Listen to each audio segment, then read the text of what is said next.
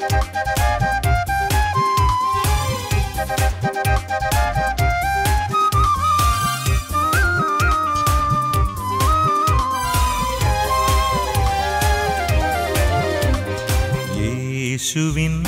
വാഗ്ദാനമേ പാവനാത്മനേ, ജീവൻ നൽകുന്ന ചൈതന്യമേ പരിശുദ്ധാത്മാവേ. യേശുവിൻ വാഗ്ദാനമേ പാവനാത്മനേ, ജീവൻ നൽകുന്ന ചൈതന്യമേ പരിശുദ്ധാത്മാവേ. ആത്മാവേ എന്നിൽ നിറയണമേ, ആത്മാവേ എന്നിൽ നിറയണമേ, അഭിഷേകത്തിൻ നിറവായി മാറ്റണമേ, അഭിഷേകത്തിൻ നിറവായി മാറ്റണമേ.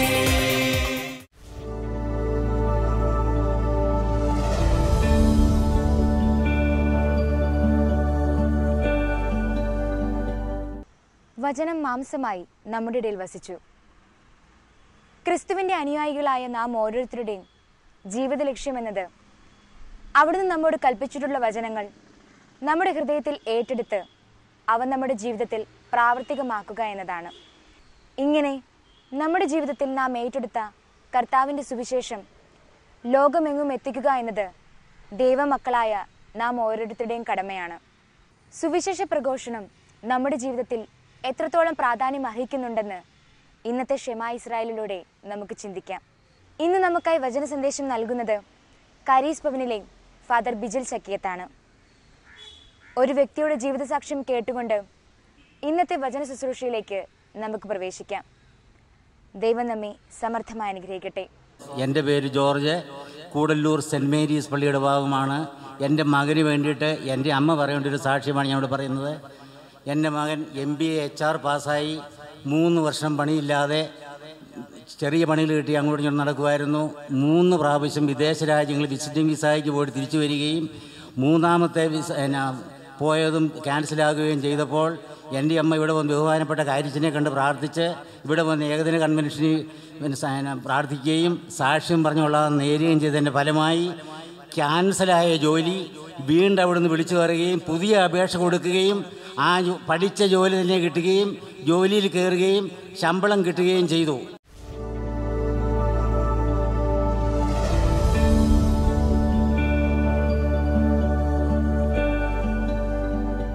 Price the lord, hallelujah.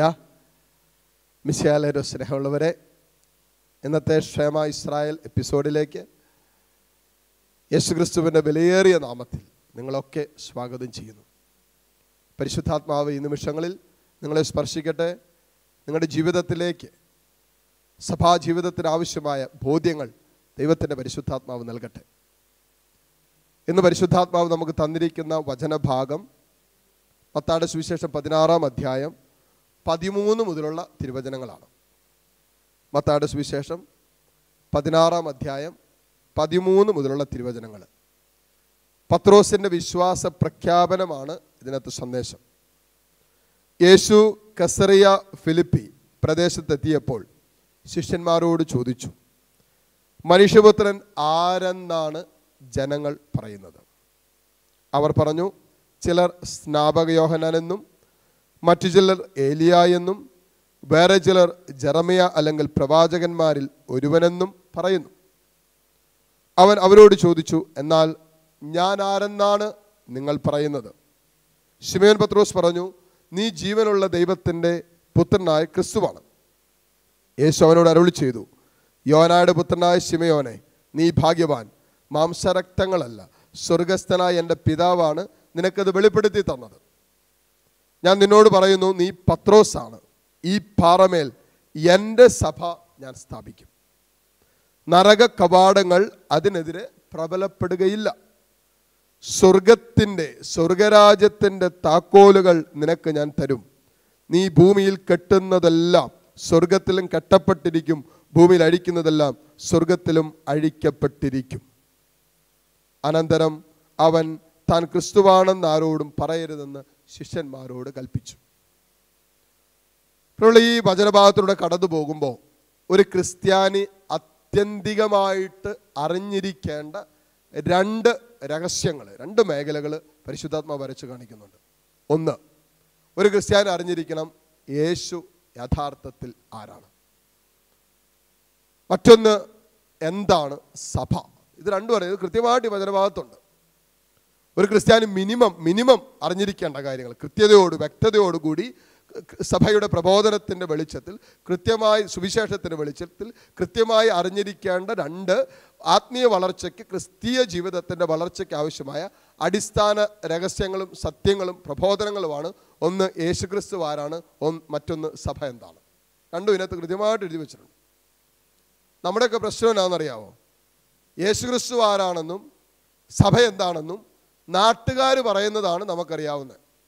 നമ്മുടേതായ നമുക്ക് വലിയ വചനത്തിൻ്റെ ബോധ്യങ്ങളോ സഭ പഠിപ്പിക്കുന്ന കാര്യങ്ങളോ പ്രബോധനങ്ങൾ വിളിച്ചതും നമുക്കറിയത്തില്ല. അതുകൊണ്ട് നാട്ടുകാരെന്നാ സഭയെക്കുറിച്ച് പറയുന്നത്, നാട്ടുകാരെന്താ ക്രിസ്തുവിനെ കുറിച്ച് പറയുന്നത്, ഇതാണ് നമ്മുടെ കാഴ്ചപ്പാട്. അതുകൊണ്ടാണ് യേശു ആദ്യം അപ്പസ്തോലന്മാരുടെ അടുത്ത് ചോദിക്കും, ഞാൻ ആരെന്നാണ് ജനങ്ങൾ പറയുന്നത്. നാട്ടുകാർ പറയുന്നത്, ജനം പറയുന്നത്, ഒരു അവിശ്വാസി പറയുന്നത് വിശ്വാസത്തിൻ്റെ മേഖലയിൽ കൃത്യമാകണമെന്നോ സത്യമാകണമെന്നില്ല. ജനങ്ങൾ എന്താ പറയുന്നത്, അവരെന്നാ പറയുന്നത് പറഞ്ഞു. ചിലർ പറയുന്നത് സ്നാപയോഹനാണെന്ന്. സ്നാപയോഹനാണോ ഈശോ? അല്ല. ചിലർ ഏലിയായാണെന്ന്. ഏലിയാണോ ഈശോ? അല്ല. ചില പ്രവാചകന്മാരാണോ ഈശോ? അല്ല. അപ്പൊ യേശു ആരെന്ന് യേശുവിനെ കുറിച്ച് അറിയാത്തവൻ സാക്ഷ്യപ്പെടുത്തുന്നതല്ല സത്യം. സ്വർഗത്തിലെ പിതാവ് കൃത്യമായിട്ട് അതാണ് സത്യം. പിതാവ് പറഞ്ഞു മാമോദീസയുടെ സമയത്ത്, ഇവൻ എൻ്റെ പ്രിയപുത്രൻ, ഇവനിൽ ഞാൻ പ്രസാദിച്ചിരിക്കുന്നു.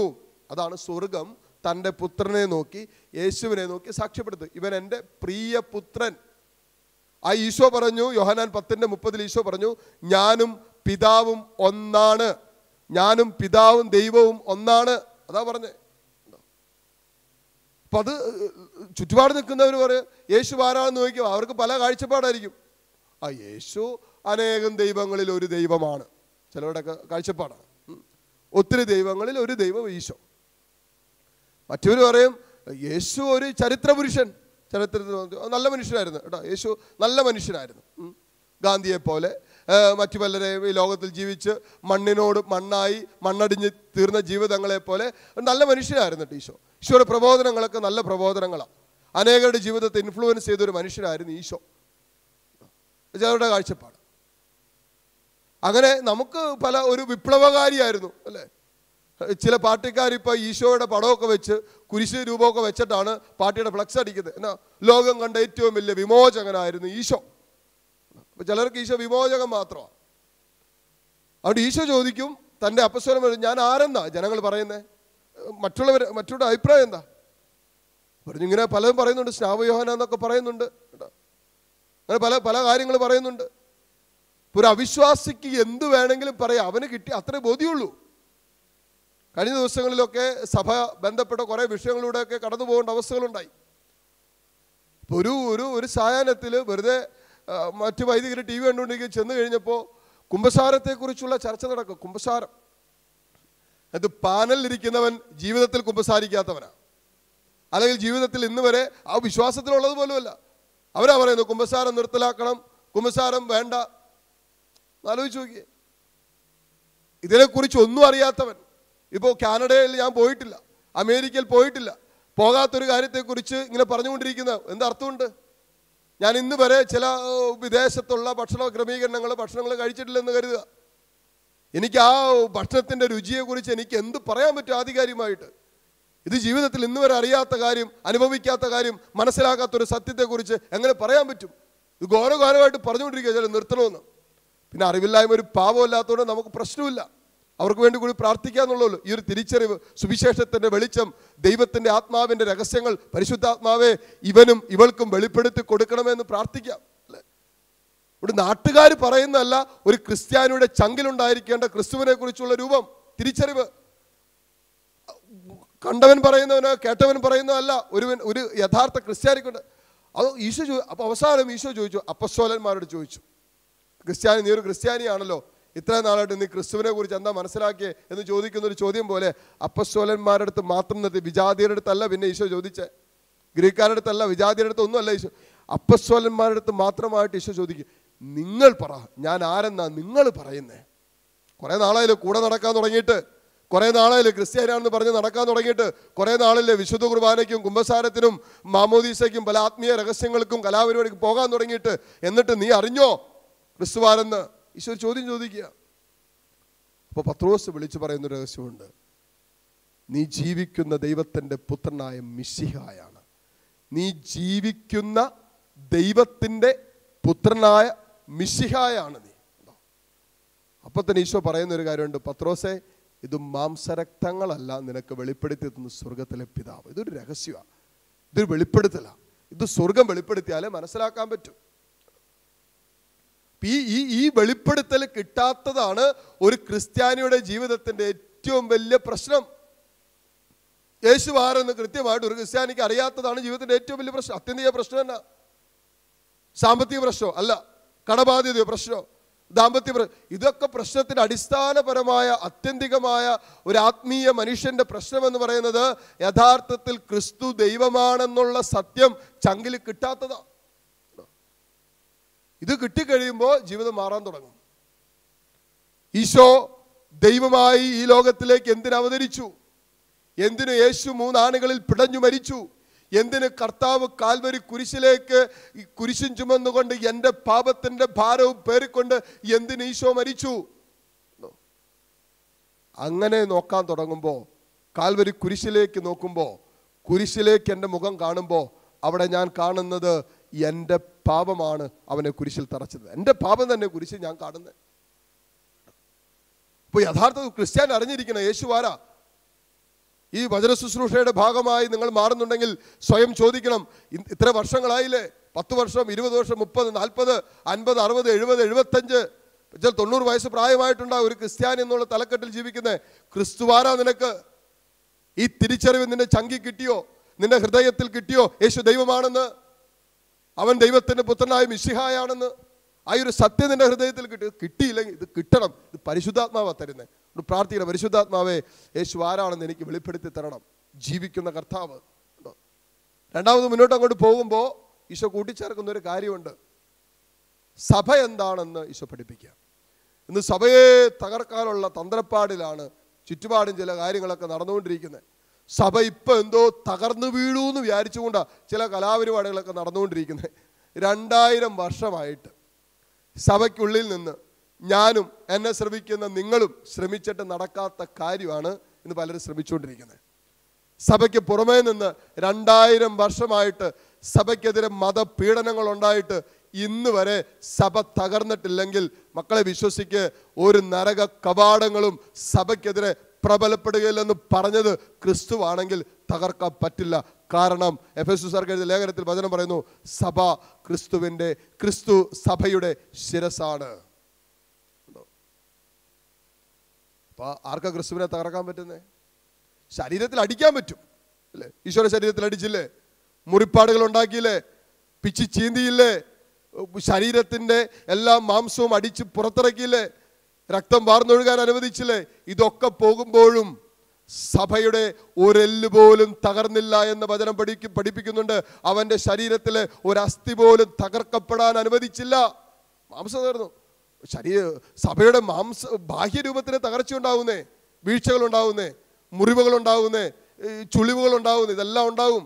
ബാഹ്യരൂപം മുറിയപ്പെടുമ്പോഴും ആന്തരികമായി സഭ നിൽക്കുന്നത് ക്രിസ്തുവാകുന്ന ശിരസാണ്. സഭയുടെ അടിസ്ഥാനം ക്രിസ്തുവാകുന്ന പാറമേലാണ്. എന്നിട്ട് അപ്പസ്തോലന്മാരാകുന്ന അടിത്തറയിൽ ഈ സഭയെ ദൈവം പടുത്തു, ഉയർത്തി. തകർക്കാൻ നോക്കിയ ലോകത്തിലെ ലോകജനത മുഴുവൻ ശ്രമിച്ചാലും തകർക്കാൻ പറ്റില്ല. കാരണം ഇത് ദൈവത്തിൻ്റെ പദ്ധതിയാണ്, ദൈവത്തിൻ്റെ സ്വപ്നമാണ്. പറ്റില്ല. പിശാച് കണഞ്ഞു പരിശ്രമിക്കുന്നുണ്ട്. ചില മാധ്യമ സംസ്കാരങ്ങളിലൂടെയൊക്കെ സാത്താൻ ശരിക്കും ശ്രമിക്കുന്നുണ്ട് സഭയെ തകർക്കാനും പൊളിക്കാനും. ഇപ്പൊ തകരുമെന്ന് വിചാരിച്ച് നടക്കുന്നത്. പ്രവാചകന്മാർ ഉദയം ചെയ്യും. കണ്ടമാനിലും ഒറീസയിലും ഒക്കെ ഈ മതേതരത്വ രാഷ്ട്രമല്ലേ ഇന്ത്യ. സഭയെ തകർക്കാൻ ക്രിസ്ത്യാനികളെ കൊന്നൊടുക്കാൻ ശ്രമിച്ചു. ഇന്ന് എന്താ സംഭവിക്കുന്നത്? MSF സഭയിലുണ്ട്. MSF സഭയിൽ കണ്ടമാലിലും ഒറീസയിലും മതപീഡനങ്ങളുടെ കടന്നുപോയി അതിന് ദൃക്സാക്ഷികളായ ഏതാനും ബ്രദേഴ്സ് ഇന്ന് MSF സഭയിൽ വൈദിക വിദ്യാർത്ഥികളായി പഠിക്കുന്നുണ്ട്, ഫിലോസഫിക്ക് പഠിക്കുന്നുണ്ട്. ബാഹ്യമായ പീഡനങ്ങളൊന്നും സഭയെ തകർക്കാൻ ഉതകുന്നതല്ല. അവിടെ സഭ വളരും. അപ്പോൾ അടിക്കുമ്പോൾ സഭ വളരും, സഭ തകരുകയല്ല. കാരണം സഭയെ തകർക്കാൻ പറ്റില്ലെന്നേ. സഭ ക്രിസ്തുവിൽ പണിയപ്പെട്ടതാ. അവൻ്റെ രക്തത്താൽ മുദ്ര ചെയ്യപ്പെട്ടതും അവൻ്റെ തിരുശരീരവും തിരുരക്തവും വിലയായി കൊടുത്ത് അവൻ കൂട്ടിച്ചേർത്ത് അപ്പസ്തോലന്മാരാകുന്ന പാരമ്പര്യത്തിൻ്റെ മേൽ പണിതുയർത്തപ്പെട്ടതും കൂദാശകളാൽ നവീകരിക്കപ്പെടുന്നതും അനുദിനം സ്വർഗലക്ഷ്യമാക്കി യാത്ര ചെയ്യുന്നതുമായ മൗതിക ശരീരമാണ് ക്രിസ്തുവിൻ്റെ മൗതിക ശരീരമാണ് സഭ. അത് തകരില്ല, തകർക്കാൻ പറ്റില്ല. അതുകൊണ്ടാണ് ഈശോ പറഞ്ഞിരിക്കുന്ന കാര്യം, സ്വർഗരാജ്യത്തിൻ്റെ താക്കോലുകൾ നിനക്ക് ഞാൻ തരും. നീ ഭൂമിയിൽ കെട്ടുന്നത് സ്വർഗത്തിലും കെട്ടപ്പെടും, ഭൂമിയിൽ അഴിക്കുന്നത് സ്വർഗത്തിലും അഴിക്കപ്പെടും. പ്രിയപ്പെട്ട ദൈവ പൈതലെ, ദൈവം കൊടുത്ത അധികാരമാണ് ഈ പാപമോചനത്തിന്. ഈ കുമ്പസാരം ആരാ തന്നെ? കുമ്പസാരം ബൈബിളിലുണ്ടോ?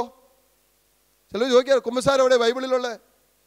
കർത്താവ് കൊടുത്ത പാപമോചനത്തിന് നീ ഭൂമിയിൽ അഴിക്കുന്നതൊക്കെ സ്വർഗത്തിൽ അഴിക്കപ്പെടും, നീ ഭൂമിയിൽ കെട്ടുന്നതൊക്കെ സ്വർഗത്തിൽ ഇത് അപ്പസ്തോലന്മാർക്ക് ദൈവം കൊടുത്ത അധികാരോ? ഇത് അപ്പസ്തോലിക പാരമ്പര്യമുള്ള സഭയ്ക്ക് കൊടുത്ത, കത്തോലിക്ക സഭയ്ക്ക് ദൈവം കൊടുത്ത അധികാരോ? വഴി കൂടി പോകുന്നവനും രണ്ടുപേരുടെ മുമ്പിൽ 3-4 വചനങ്ങൾ അവിടെ നിന്ന് ഇവിടെ നടത്തിയെടുത്ത് പറയാൻ പറ്റുന്നവനും തുടങ്ങുന്ന സഭയല്ല കത്തോലിക്ക സഭ. അങ്ങനെ തുടങ്ങിയതല്ല. ഇത് ക്രിസ്തുവിൻ്റെ ശരീരത്തിൻ്റെ മേലും അപ്പസ്തോലിക പാരമ്പര്യത്തിൻ്റെ മേലും ആദിമസഭ നൂറ്റാണ്ടിൻ്റെ രക്തസാക്ഷികളാവുന്ന അവരുടെ രക്തത്തിൻ്റെ മേലും പണിതുയർത്തപ്പെട്ടതാണ് കത്തോലിക്ക സഭ. തകരില്ല, തകർക്കാൻ പറ്റില്ല. ആ സഭയ്ക്കാണ് ഈശോ പാപമോചനത്തിൻ്റെ അധികാരം കൊടുത്തത്. വേറെ ആർക്കും ഇല്ലല്ലോ. നിങ്ങൾ നോക്കിയേ, വേറെ ഏതെങ്കിലും സഭയിൽ ഈ പാപമോചനത്തിന് അധികാരമുണ്ടോ? ഇല്ല. കുമ്പസാരം എന്ന കൂദാശയുള്ളത് കത്തോലിക്ക സഭയിലല്ലേ? കേട്ടോ, അതിന് കാരണം അത് ഈശോ കൊടുത്തൊരു അധികാരമാണ്. അതുകൊണ്ട് കുമ്പസാരത്തിൻ്റെ അധികാരം ഭൂമിയിൽ അഴിക്കുന്നത് സ്വർഗത്തിലും അഴിയപ്പെടും, ഭൂമിയിൽ കെട്ടുന്നത് സ്വർഗത്തിൽ കെട്ടപ്പെടും. കണ്ടോ, കെട്ടുവാനും അഴിക്കാനുള്ള അധികാരം ഒരു യഥാർത്ഥ ക്രിസ്ത്യാനിക്ക് ദൈവം കൊടുത്തിട്ടുണ്ട്. യഥാർത്ഥ അപ്പസ്തോലനായി രൂപം പ്രാപിക്കുന്ന എല്ലാ ക്രിസ്ത്യാനികൾക്കും ദൈവം കൊടുത്തിരിക്കുന്ന അധികാരമാണ് ഈ കെട്ടാൻ അഴിക്കാനൊക്കെ ഉള്ള അധികാരം, പിശാചിനെ ബന്ധിക്കാനുള്ള അധികാരം. അതുകൊണ്ട് ദൈവവേദന അറിഞ്ഞിരിക്കണം എന്താണ് സഭ. സഭ എന്താണെന്ന് കൃത്യമായിട്ടൊരു ദൈവവേദന അറിഞ്ഞിരിക്കണം. സഭ സ്ഥാപിതമായത് എന്തിലാ? വ്യക്തികളിലല്ല സഭ സ്ഥാപിതമായിരിക്കുന്നത്, മനുഷ്യനിലല്ല സഭ. മനുഷ്യൻ സ്ഥാപിച്ചതല്ല സഭ. ഇത് ഒരു ക്രിസ്ത്യാനി അറിഞ്ഞിരിക്കണമെന്നേ. മനുഷ്യൻ സ്ഥാപിച്ചതാണെങ്കിലല്ലേ തകർന്നു പോകുള്ളൂ, മനുഷ്യൻ ആരംഭിച്ചതാണെങ്കിലല്ലേ തകർന്നു പോകുള്ളൂ. അപ്പസ്തോല പ്രവർത്തനങ്ങൾ നമ്മൾ കാണുന്നില്ലേ? കൃത്യമായിട്ട് കാണുന്നുണ്ട്. അപ്പസ്തോലന്മാർ വചനം പറഞ്ഞുകൊണ്ടിരുന്ന സമയത്ത് അത്ഭുതങ്ങൾ അടയാളങ്ങൾ പ്രവർത്തിച്ചുകൊണ്ടിരുന്ന അവരെ പിടിച്ചിട്ട് തല്ലാനും തകർക്കാനൊക്കെ നോക്കി. ഇനി യേശുവിൻ്റെ നാമം പറയരുതെന്ന് പറഞ്ഞു. അപ്പോൾ സിനഗോഗ് അധികാരികൾ ഒരുമിച്ച് കൂടിയിട്ട് പറയുന്നൊരു കാര്യമുണ്ട്. അതെ, ഇത് ദൈവം ആരംഭിച്ചതാണെങ്കിൽ, ദൈവം തുടക്കമിട്ടതാണെങ്കിൽ നമുക്ക് തകർക്കാൻ പറ്റില്ല, നമുക്ക് തടയിടാൻ പറ്റില്ല. എന്നാൽ ദൈവം ആരംഭിക്കാത്തതാണെങ്കിൽ നിങ്ങൾ ആരും ഒന്നും ചെയ്യണ്ട, തനിയെ തകർന്നു പൊക്കോളും. ദൈവം ആരംഭിക്കാത്തതൊക്കെ കാലക്രമേണ തകർന്ന് തരിപ്പണമായില്ലേ? എന്നാൽ 2000 വർഷങ്ങൾക്ക് മുമ്പ് കർത്താവ് അവൻ്റെ രക്തം ചിന്തി ആരംഭിച്ച സഭ ഇന്നും ജീവനോടെ പരിശുദ്ധാത്മാവിൽ സ്വർഗലക്ഷ്യമാക്കി തുറന്നു പോകുന്നില്ലേ? അവിടെ തകരില്ല. കാരണം ദൈവം സംവിധാനം ചെയ്തത് തകർക്കാൻ പറ്റില്ല, ദൈവത്തിൻ്റെ പദ്ധതിയെ പൊളിക്കാൻ പറ്റില്ല. ഇത് ദൈവം സംവിധാനം ചെയ്തതാണ്. ഒരു നരക കവാടങ്ങളും സഭയ്ക്കെതിരെ പ്രബലപ്പെടുകയില്ല എന്ന് പറയുമ്പോൾ അത് ഹൃദയത്തിൽ ഒരു ക്രിസ്ത്യാനി വിശ്വസിക്കണം, കത്തോലിക്ക വിശ്വസിക്കണം, ചങ്കിലേക്ക് എടുക്കണം. ക്രിസ്തുവിൽ പണിയപ്പെട്ട സഭയിലാണ് ഞാൻ വിശ്വസിക്കുന്നത്. ഏക സഭയിൽ പാരമ്പര്യ അടിസ്ഥാനമുള്ള അപ്പസ്തോലിക പാരമ്പര്യമുള്ള സഭയിൽ, യൂണിവേഴ്സൽ അല്ലേ സഭയിൽ ഈ വിശുദ്ധ കുർബാനയൊക്കെ ലോകത്തിൻ്റെ എല്ലാ കോണുകളിലും വിശുദ്ധ കുർബാനയുണ്ട്, കുമ്പസാരമുണ്ട്, കൂദാശകളുണ്ട്, എല്ലാം ഒരേപോലെയാണ്, മാറ്റമൊന്നുമില്ല. ഇഷ്ടത്തിനനുസരിച്ചുള്ള പ്രബോധനങ്ങളല്ല, കൃത്യമായ പ്രബോധനങ്ങളുണ്ട്. സഭയ്ക്ക് എല്ലാ കാര്യങ്ങളും കൃത്യമായിട്ട് പ്രബോധനങ്ങളുണ്ട്. സ്വർഗം വെളിപ്പെടുത്തി കൊടുത്ത പ്രബോധനങ്ങളുണ്ട്. അനേകം വർഷങ്ങളിലൂടെ വിശുദ്ധരിലൂടെ വെളിപ്പെടുത്തിയ പ്രബോധനങ്ങളുണ്ട്. പരിശുദ്ധാത്മാവ് ഇതൊക്കെ മനസ്സിലാക്കണം, ഇതൊക്കെ അറിയണം. തുടർന്ന് വരുന്ന ആരാധനയുടെ സമയത്ത് പ്രാർത്ഥിക്കാം. കർത്താവേ, സ്വർഗീയ രഹസ്യങ്ങൾ ഞങ്ങൾക്ക് വെളിപ്പെടുത്തി തരണം. യേശുക്രിസ്തുവിനെ കുറിച്ചും സഭയെക്കുറിച്ചുള്ള കൃത്യമായ ബോധ്യങ്ങൾ പരിശുദ്ധാത്മാവിൽ നമുക്ക് തരണമേ എന്ന് ദാഹത്തോട് പ്രാർത്ഥിക്കാം. അതിലൂടെ സഭയിലൂടെയും യേശുക്രിസ്തുവിലൂടെയും സ്വർഗ്ഗം വെളിപ്പെടുത്തിയ യേശു തന്നെയാണ് സഭ എന്നുള്ള ആത്മീയ രഹസ്യം ദൈവമേ ഞങ്ങൾക്ക് ഈ നിമിഷങ്ങളിൽ തരണമേ എന്നുള്ള പ്രാർത്ഥനയോടെ ഈ ആരാധനയിൽ നമ്മുടെ എല്ലാ അവസ്ഥകളെയും നമ്മുടെ സഭാജീവിതത്തെ പ്രത്യേകം സമർപ്പിച്ച് നമുക്ക് പ്രാർത്ഥിക്കാം. സർവശക്തനായ ദൈവം നമ്മെ സമൃദ്ധമായി അനുഗ്രഹിക്കട്ടെ. ആമേൻ. പൂർണ്ണ മനസ്സോടും പൂർണ്ണ ഹൃദയമോടും പൂർണ്ണാത്മാവോടും ഈശോയെ അങ്ങേ ഞാൻ സ്നേഹിക്കുന്നു. ഇരുകരങ്ങളും കൂപ്പി കണ്ണുകളടച്ച് ശിരസ് നമിച്ച് നമുക്ക് പ്രാർത്ഥിക്കാം. പരിശുദ്ധ പരമ ദിവ്യകാരുണ്യ നാഥനായ ഈശോയ്ക്ക് എന്നേരവും ആരാധനയും സ്തുതിയും പുകഴ്ചയും ഉണ്ടായിരിക്കട്ടെ. പ്രിയപ്പെട്ട ദൈവമക്കളെ, ഇതാ സ്വർഗത്തിൽ നിന്ന് ഇറങ്ങി വന്ന ജീവനുള്ള കർത്താവ്, ഈ ജീവിക്കുന്ന കർത്താവ് നിന്നെ കണ്ടുകൊണ്ടിരിക്കുന്ന സമയം, നിൻ്റെ വേദനകൾ, നിൻ്റെ ദുഃഖങ്ങൾ, നിൻ്റെ നൊമ്പരങ്ങൾ, നിൻ്റെ കണ്ണുനീരുകൾ എല്ലാം ഇതാ ഈശോ കുപ്പിയിൽ ശേഖരിക്കുന്ന സമയം. ഈശോയല്ല പറഞ്ഞ്, മകനെ മകളെ, നിൻ്റെ കണ്ണുനീർ തുള്ളികൾ ഞാൻ കുപ്പിയിൽ ശേഖരിച്ചിട്ടുണ്ട്, നിൻ്റെ അലച്ചിലുകൾ ഞാൻ എണ്ണിയിട്ടുണ്ട്. ഇതാ കർത്താവ് നിൻ്റെ കൂടെയുണ്ട്. ഈശോ നിന്നോട് ചോദിക്കുന്ന ഒറ്റ ചോദ്യമുള്ളൂ, ഞാൻ ആരെന്നാ നീ പറയുന്നത്? ഒരു കൃത്യമായൊരു ഉത്തരം നമുക്ക് കൊടുക്കാൻ പറ്റണം. അത് ആത്മാവിൽ നമുക്ക് കിട്ടണം. അത് പത്രോസ്ലേഹ വിളിച്ച് പറയുന്നില്ല, നീ ജീവിക്കുന്ന ദൈവത്തിൻ്റെ പുത്രനായ ക്രിസ്തുവാണെന്ന് ഹൃദയം കൊണ്ടൊന്ന് അതൊന്ന് ഏറ്റുപറഞ്ഞ് പ്രാർത്ഥിച്ച്, ഈശോയെ നീ ജീവിക്കുന്ന ദൈവത്തിൻ്റെ പുത്രനായ മിശിഹായാണ്. ഈശോയെ നീ ജീവിക്കുന്ന ദൈവത്തിൻ്റെ പുത്രനായ മിശിഹായാണ്. ഈശോയെ നീ ജീവിക്കുന്ന ദൈവത്തിൻ്റെ പുത്രനായ മിശിഹായാണ്. നീ എല്ലാ ആരാധനയ്ക്ക് യോഗ്യനായ ദൈവമാണ്. നീ എല്ലാ സ്തുതിക്കും മഹിമയ്ക്ക് യോഗ്യനായ ദൈവമാണ്. ദൈവമേ, ലോകത്തെ സൃഷ്ടിച്ചവൻ നീയാണ്. അങ്ങനെ ഹൃദയം കൊണ്ട് കർത്താവ് നമ്മുടെ ജീവിതത്തിൽ ഇന്ന് വരെ ചെയ്ത അനുഗ്രഹങ്ങളെ ഒന്ന് ഓർത്തോ നന്ദി പറഞ്ഞ് പ്രാർത്ഥിച്ചേ. ദൈവമേ, എനിക്ക് നിന്നെ അംഗീകരിക്കാനുള്ള കൃപ തരണമേ. ഈശോയെ, നിന്നെ ജീവിക്കുന്നവനായി അംഗീകരിക്കാൻ, ജീവിക്കുന്ന ദൈവത്തിൻ്റെ പുത്രനായി സ്വീകരിക്കാനുള്ള അഭിഷേകം തരണമേ എന്ന് പറഞ്ഞ് പ്രാർത്ഥിക്കുക. അത് അംഗീകരിച്ച് സ്നേഹിച്ച് സ്വന്തമാക്കുമ്പോഴാണ് രക്ഷ പ്രാപിക്കുന്നതെന്ന് വചനം പറയുന്നുണ്ട്. യേശുക്രിസ്തു നമുക്ക് വേണ്ടി പീഡകൾ സഹിച്ചു മരിച്ചുവെന്നും അവൻ പിതാവിൽ നിന്ന് വന്നവനാണെന്നും ഹൃദയം കൊണ്ട് വിശ്വസിക്കുകയും അതരം കൊണ്ട് ഏറ്റുപറയുകയും ചെയ്യുമ്പോൾ രക്ഷ പ്രാപിക്കുമെന്നുള്ള വചനം ഇപ്പോൾ നമ്മളിൽ പൂർത്തിയാകും. അതുകൊണ്ട് ഹൃദയം കൊണ്ട് പറഞ്ഞ് പ്രാർത്ഥിച്ചുകൊണ്ടിരിക്കും. ഈശോയെ നീ സത്യമാണ്, ഈശോ നീ ജീവിക്കുന്നവനാണ്, ഈശോ നീ കരുണ കാണിക്കുന്നവനാണ്, ഈശോ നീ സുഖപ്പെടുത്തുന്നവനാണ്. അനേകരെ നീ സുഖപ്പെടുത്തിയിട്ടുണ്ടല്ലോ, അനേകർക്ക് നീ രക്ഷ നൽകിയിട്ടുണ്ടല്ലോ, അനേകരെ മരണത്തിൻ്റെ താഴ്വരയിൽ നിന്നും നീ കരം പിടിച്ചുയർത്തിയിട്ടുണ്ടല്ലോ, അനേകരെ ജീവിതത്തിൻ്റെ തകർച്ചകളിൽ നിന്നും കർത്താവെ നീ ഉയർത്തിയിട്ടുണ്ടല്ലോ, അനേകം ജീവിതങ്ങൾ തകർന്നു പോകാമായിരുന്ന ജീവിതങ്ങളെ ദൈവമേ നിൻ്റെ കരുണ കൊണ്ട് നീ വീണ്ടെടുത്തിട്ടുണ്ടല്ലോ. പാപത്തിൻ്റെ പടിക്കുഴിയിൽ കിടന്ന എത്രയോ പേര് ദൈവമേ നീ കൈപിടിച്ചുയർത്തിയിട്ടുണ്ട്. ഇതൊക്കെ വിശ്വാസം. അതൊന്ന് ഏറ്റുപറഞ്ഞ് ഈശോയ്ക്ക് നന്ദി പറഞ്ഞ് പ്രാർത്ഥിച്ച്, ഈശോയെ ഞങ്ങൾ നന്ദി പറയുന്നു. ഇന്ന് വരെ എൻ്റെ ജീവിതത്തിൽ ചെയ്ത എല്ലാ അനുഗ്രഹങ്ങളെ ഓർത്ത് ഈശോയെ നന്ദി പറയുന്നു. ഇന്ന് വരെ നടത്തിയ വഴികളെ ഓർക്കുന്നു. ദൈവമേ നന്ദി പറയുന്നു. ഈശോ നീ സത്യമായതുകൊണ്ട്, നീ ജീവിക്കുന്നവനായതുകൊണ്ടാണ് ദൈവമേ ഇന്നലകളിൽ ഞങ്ങളുടെ ജീവിതത്തിൽ അങ്ങ് ഇടപെട്ടത്. ദൈവമേ, തുടർന്ന് ഞങ്ങളുടെ ജീവിതത്തെ ഇടപെട്ട് വിശുദ്ധീകരിക്കണമേ എന്ന് പ്രാർത്ഥിക്കാം. ഞങ്ങളുടെ സഭയുമായുള്ള ബന്ധത്തെ വിശുദ്ധീകരിക്കണമേ എന്ന് പ്രാർത്ഥിക്കാം. സഭാ ജീവിതത്തെ ബലപ്പെടുത്തണമേ കർത്താവേ. പരിശുദ്ധമായ ശരീരം നിൻ്റെ ശരീരത്തിൻ്റെ ഭാഗങ്ങളാണ് ഞങ്ങൾ ഓരോരുത്തരുമെന്ന് ഹൃദയം കൊണ്ട് വിശ്വസിക്കാനുള്ള കൃപ തരണമേ. ഞങ്ങൾ വേദനിക്കുമ്പോൾ, ഞങ്ങൾ ഭാരപ്പെടുമ്പോൾ, ഞങ്ങൾ പാപം ചെയ്യുമ്പോൾ ഈശോയെ നിൻ്റെ ശരീരമാണല്ലോ മുറിയപ്പെടുന്നത്.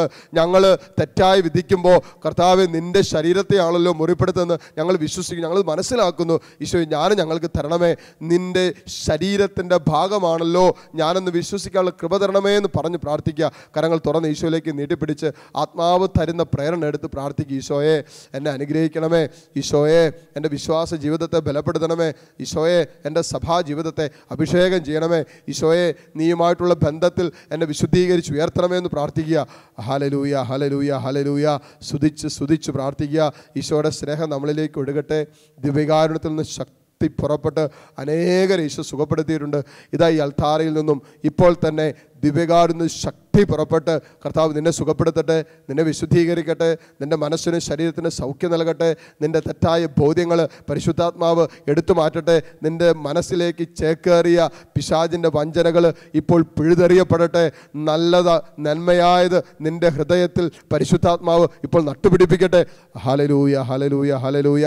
യേശുവേ, ആരാധന, ആരാധന, ആരാധന. കർത്താവേ, പൗരോഹിത്യത്തിൽ എനിക്ക് തന്നിരിക്കുന്ന അധികാരത്തിൻ്റെ കീഴിൽ നിന്നുകൊണ്ട് ഈ മക്കളെ ഇപ്പോൾ അനുഗ്രഹിച്ച് പ്രാർത്ഥിക്കുന്നു. ഇവരുടെ ഹൃദയത്തിൽ, ഇവരുടെ ചിന്തകളിൽ പിശാച് വിതച്ച എല്ലാ കെണികളും എല്ലാ വഞ്ചനകളും യേശുവിൻ്റെ നാമത്തിൽ ഇപ്പോൾ മാറിപ്പോകട്ടെ എന്ന് പ്രാർത്ഥിക്കുന്നു. കർത്താവിൻ്റെ കരുണയാൽ ഇവരെ അങ്ങയുടെ സ്നേഹത്തിലേക്ക് വീണ്ടെടുക്കണമേ. Hallelujah, hallelujah. ഈശോയെ നന്ദി, ഈശോയെ സ്തുതി. കരങ്ങൾ രണ്ടും കൂപ്പി ശിരസ് നമിച്ച് ശാന്തമായി ദൈവത്തിന് നന്ദി പറഞ്ഞ്, ഹൃദയം കൊണ്ട് നന്ദി പറഞ്ഞുകൊണ്ട് ഈശോയുടെ ആശീർവാദം നമുക്കിപ്പോൾ സ്വീകരിക്കാം. പരിശുദ്ധ പരമകാരുണ്യ